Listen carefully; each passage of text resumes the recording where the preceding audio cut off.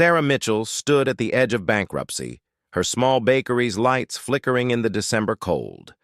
The eviction notice trembled in her hands as she dialed William's number for the 5th time that morning. William Henderson, her business partner of 7 years, the man who had promised they would build their dream together, finally answered. His voice came through cold and distant, nothing like the warm tones she remembered from their early days. Sarah's fingers gripped the phone tighter as she heard the background noise of what sounded like an airport announcement. She had spent the last 3 months trying to reach him, watching their joint business account drain mysteriously while bills piled up on her desk like accusations. The bakery had been their shared vision. They had sketched the layout on napkins during late-night planning sessions, chosen each tile and paint color together, and celebrated with champagne when they signed the lease.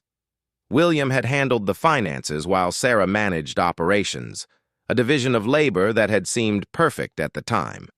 She trusted him completely, never questioning why he needed sole access to certain accounts or why some documents required only his signature. Sarah remembered the exact moment things began to change. It was a Tuesday in September when William started missing their morning meetings. His excuses were reasonable at first: a sick relative, car trouble, an emergency with another investment.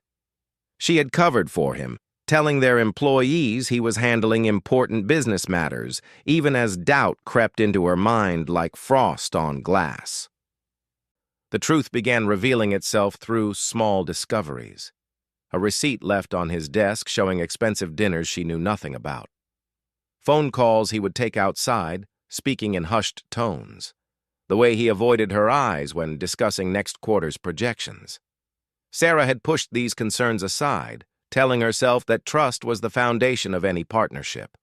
Now, standing in the bakery she had poured her life savings into, Sarah could hear her own voice breaking as she explained their situation to William.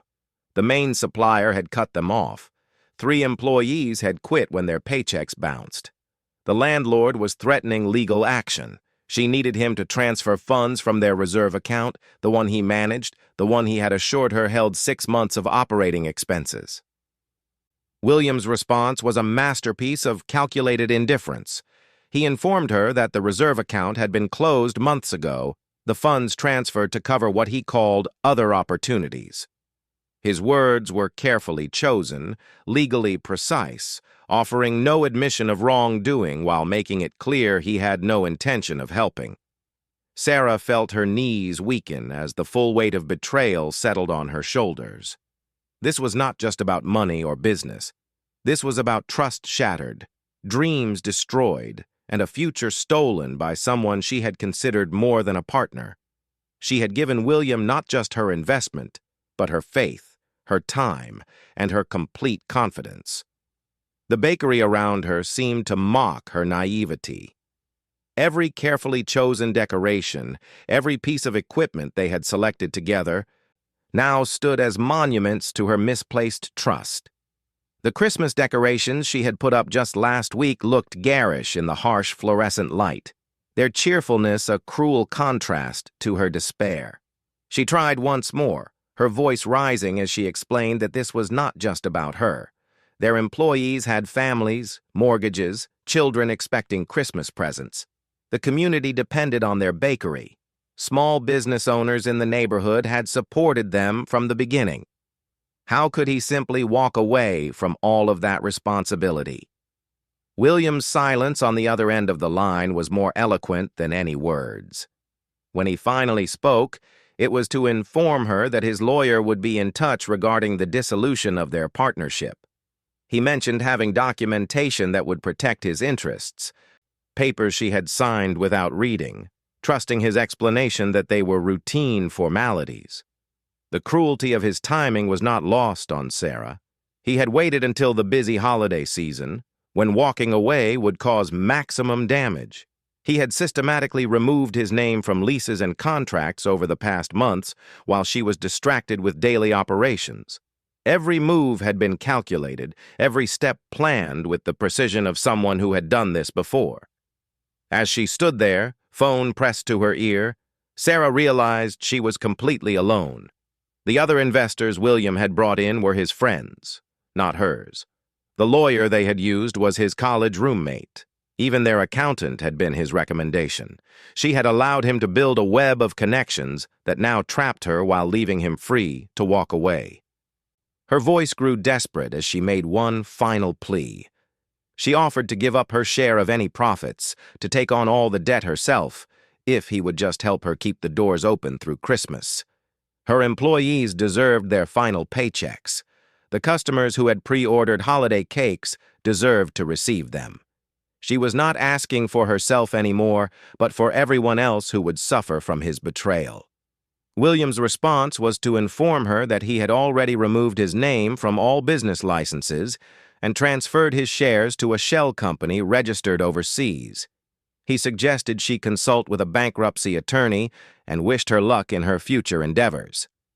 The casual tone in which he delivered this devastating news revealed more about his character than 7 years of partnership had shown. Sarah's hands shook as she ended the call and immediately searched for William's home address in her files. She knew he had recently moved, but the papers in her desk should have his new information. Her fingers fumbled through contracts and correspondence until she found what she was looking for. The address was in the wealthy district across town, a neighborhood she had driven through once with William when he pointed out the kind of home he would buy when their business succeeded. The drive through the city felt surreal.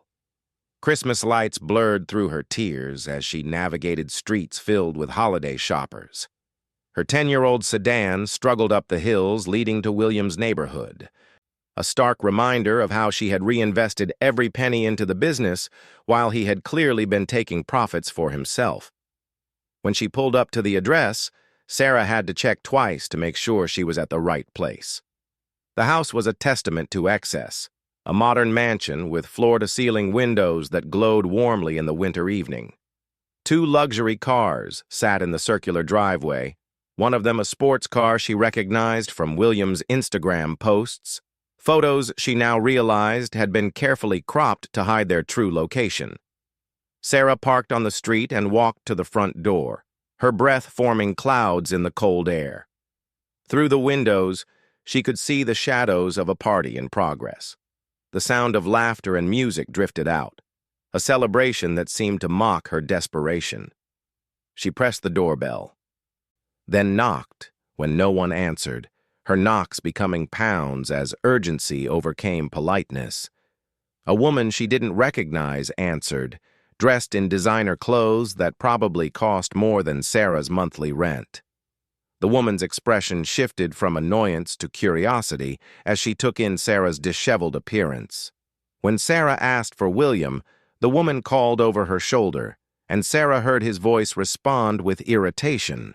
William appeared in the doorway, a glass of champagne in his hand, wearing a tuxedo that made him look like a stranger.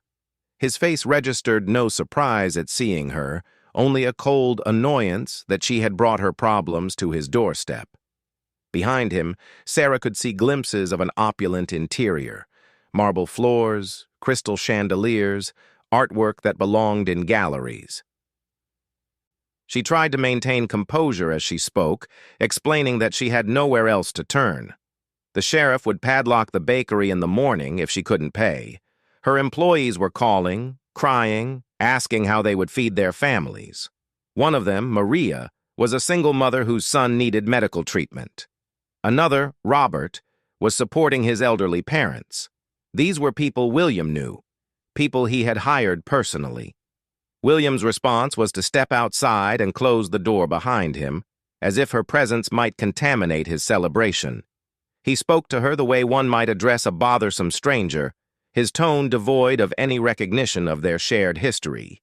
He informed her that business was business, that she should have been more careful with her investments, that he had no legal obligation to help her. Sarah felt something break inside her as he spoke. This was not just abandonment, but active cruelty. She grabbed his arm, her voice rising as she demanded to know how he could do this.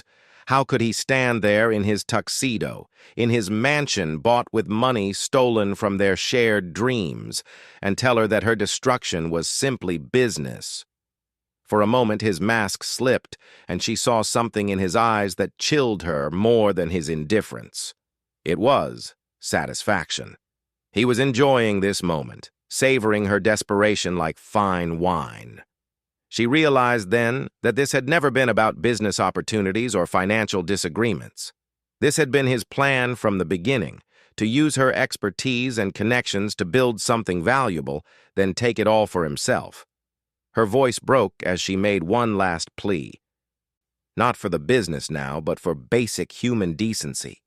She asked him to remember the dreams they had shared, the late nights planning their future, the promises they had made to be ethical business owners who cared about their community. She reminded him of his own words about building something meaningful, not just profitable. William's response was to pull out his phone and threaten to call security if she didn't leave immediately. He informed her that any further contact would be considered harassment and dealt with through legal channels. As he spoke, the front door opened, and several party guests peered out, their faces showing the mild interest of people watching entertaining drama that didn't affect them.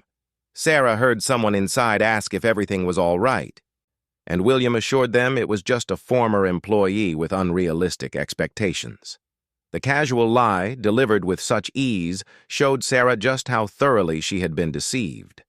To these people, she was nobody, a minor inconvenience interrupting their festivities. She stood there in his driveway, her screams for mercy turning to sobs as the reality of her situation crystallized. Behind William, through the open door, she could see a Christmas tree that touched the vaulted ceiling, decorated with what looked like crystal ornaments. The contrast between his abundance and her devastation was so stark, it felt like a physical blow. William turned to go back inside, his movement casual and unhurried. Sarah called after him one more time, her voice raw with emotion, asking how he could sleep at night knowing what he had done. He paused at the threshold, looked back over his shoulder, and delivered his final words with the precision of a surgeon's cut.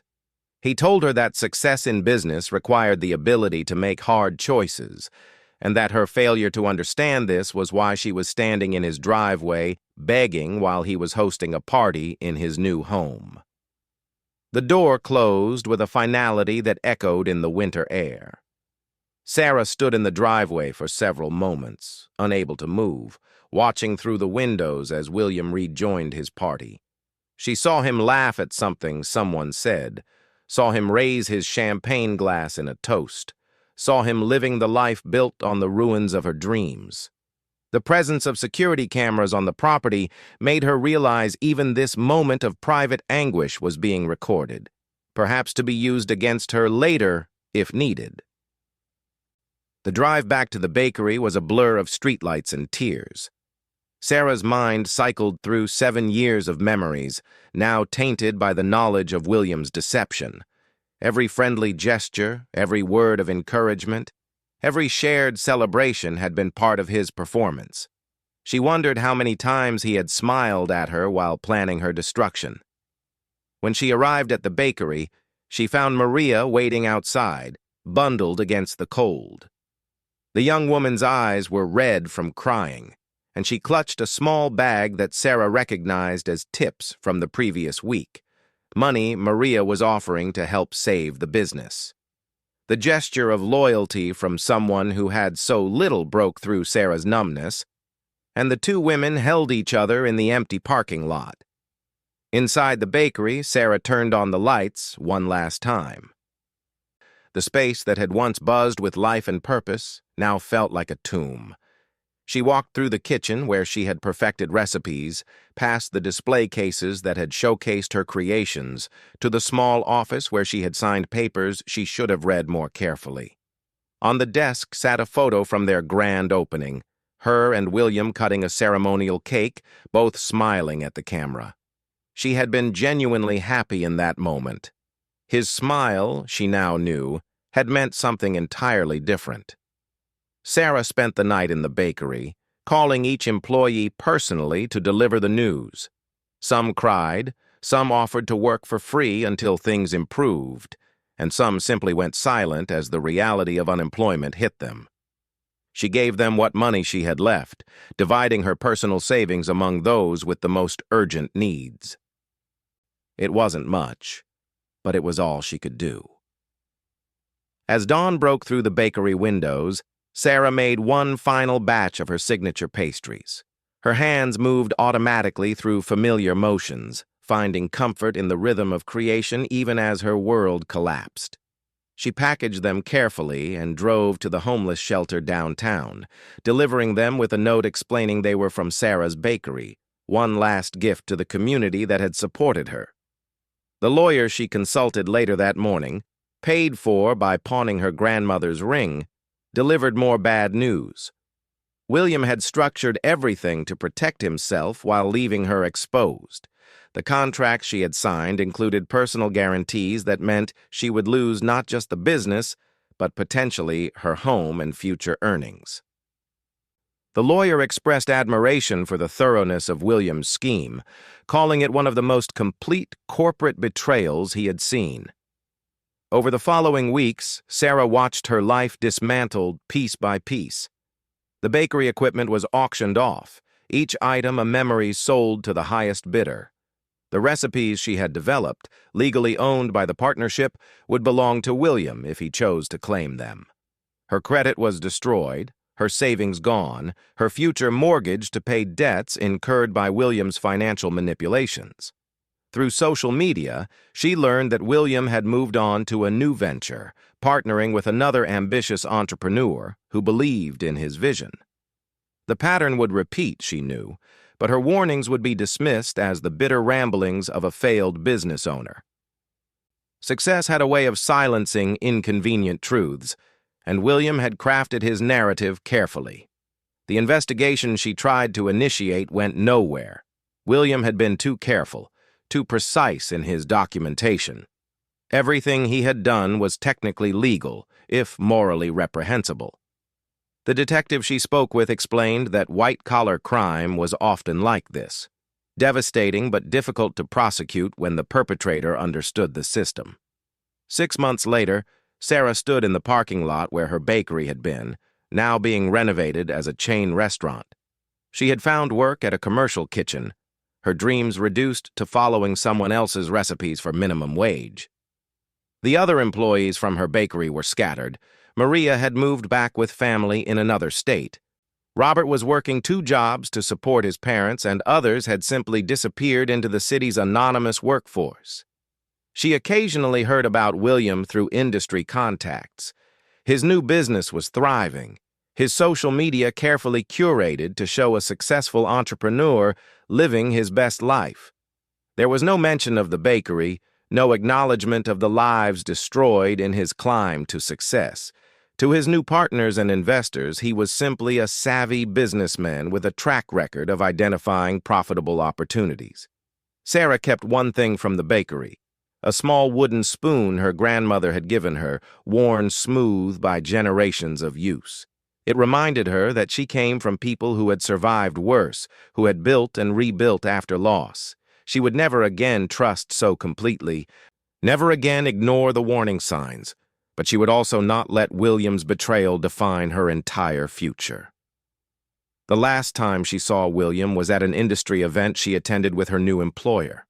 He walked past her without acknowledgement, his attention focused on the investor he was courting. For a moment, their eyes met, and Sarah saw nothing there.